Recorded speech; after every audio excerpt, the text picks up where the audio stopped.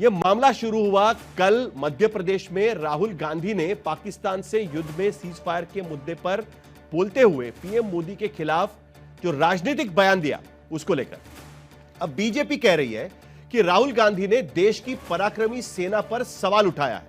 खुद बीजेपी अध्यक्ष जेपी नड्डा ने इस पर एक बड़ा बयान दिया। बीजेपी ने राहुल गांधी के बयान की प्रतिक्रिया में इतिहास के तमाम पन्ने निकाले। पंडित नेहरू से लेकर इंदिरा गांधी और जवाहरलाल नेहरू से लेकर पीवी नरसिम्हा राव सरकार तक सभी सरकारों के फैसलों पर अब बीजेपी ने सवाल उठाए। पहले आपको सुनाते हैं कि बीजेपी ने राहुल गांधी के बयानों पर क्या क्या कहा है और कांग्रेस क्या सवाल उठाए, जरा सुन लेते हैं। 26/11 के हमले के बाद आपकी सरकार ने शर्म एल शेख में कहा कि कंपोजिट डायलॉग प्रभावित नहीं होगा आतंकी घटनाओं के साथ। यह था आतंकी मानसिकता के साथ सरेंडर। 1995 में नरसिम्हा राव सरकार के समय एक फोन आया और भारत ने अपना एटॉमिक एक्सप्लोजन रोक दिया। यह था सरेंडर। 1948 में आपने कश्मीर का एक हिस्सा सरेंडर कर दिया। 1947 में मुस्लिम लीग के आगे 1/3 सरेंडर कर दिया। तो राहुल गांधी जी, आपकी पार्टी और आपके खानदान के कारनामे आजाद हिंदुस्तान के कैलेंडरों में सरेंडर से भरे पड़े हैं। तो ये भक्तों के सरेंडर में बहादुरी बिल्कुल नहीं दिखी। कायरता का इतिहास इनका अपना, खुद इनके संगठन का खुद। जब इतिहास ही कायरता का है और ऐसा व्यक्ति अगर देश की बागडोर संभालता है तो देश का भविष्य खतरे में पड़ता है। वर्तमान में आपको सामने दिख रहा है। अधिकारियों द्वारा, जिसमें director general military operation, director general air operation, director general navy operations थे, उन्होंने जिस तरीके से ऑपरेशन सिंदूर की सफलता का विवरण दिया है उसको सरेंडर से तुलना करना यह दर्शाता है कि यह मानसिकता कितनी रोगी और कितनी खतरनाक हो चुकी है। पिछले 22 दिनों में अमेरिकी राष्ट्रपति 11-12 बार, अब तो हमने गिनना बंद कर दिया, लेकिन 11 बार से भी ऊपर, 1 दर्जन समझ लीजिए, बार कह चुके हैं कि मैंने व्यापार की धमकी देकर सीज फायर करवाया। तो मैं पूछना चाहता हूं राहुल गांधी जी से कि शहबाज शरीफ और आसिफ मुनीर के इकबालिया बयान के बाद भी अगर आपको समझ में नहीं आ रहा है तो आपको क्या कहा जाए? राहुल शरीफ कहा जाए या राहुल मुनीर कहा जाए? सवाल पूछने वाला पाकिस्तान की भाषा में बात कर रहा है। सवाल पूछने वाला विपक्ष इस देश के टैक्स पेयर की बिहाफ पे, उसकी तरफ से, उसके मन की बात आप तक पहुंचा रहा है। यह सवाल इस देश के टैक्स पेयर के मन में है, जो आपके सैकड़ों विदेशी दौरों का पैसा देता है, जो हथियार जो आप खरीदते हैं उसका पैसा देता है।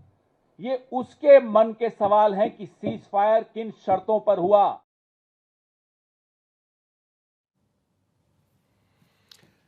तो कहीं पर कैलेंडर और सरेंडर कहा जा रहा है, तो कहीं पर कहा जा रहा है कि नरेंद्र ने सरेंडर किया। राहुल गांधी का कल का बयान था और इसी को लेकर दरअसल सियासत शुरू हो चुकी है। दरअसल ऑपरेशन सिंदूर जब शुरू हुआ तब विपक्ष ने खुले मंच से हर जगह कहा था कि पहलगाम हमले के बाद सरकार पाकिस्तानी आतंकवाद के खिलाफ जो भी कदम उठाएगी उसमें पूरा देश सरकार के साथ में है।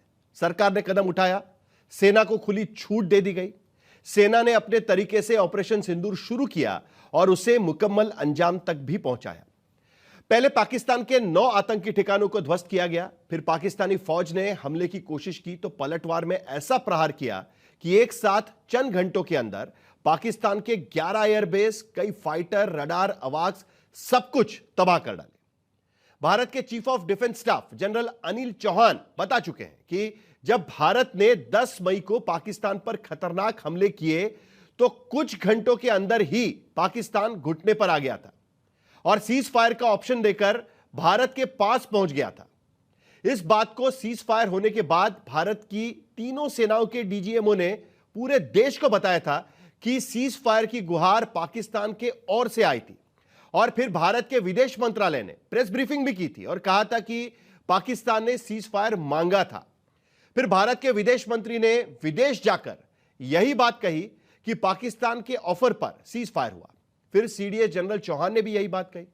लेकिन कांग्रेस, खास करके जो इन डेलीगेशंस में नहीं गए हैं, वो कांग्रेस के नेता इन बयानों पर ज्यादा भरोसा रखने को तैयार नहीं है। वो कह रहे हैं कि अमेरिका के राष्ट्रपति डोनाल्ड ट्रंप के बयानों को लेकर वो सवाल उठा रहे हैं, जिसमें राष्ट्रपति ट्रंप ने अलग अलग मंचों पर, मौकों पर सीज फायर को लेकर तमाम बयान दिए। पहले तो 10 मई को सबसे पहले राष्ट्रपति ट्रंप ने ही भारत पाकिस्तान में सीज फायर की घोषणा कर दी, यानी बाकी दोनों देश घोषणा करने के पहले खुद ट्रंप ने ही इसकी घोषणा कर दी थी, वो भी सोशल मीडिया प्लेटफॉर्म से, जिसकी पुष्टि भारत ने की।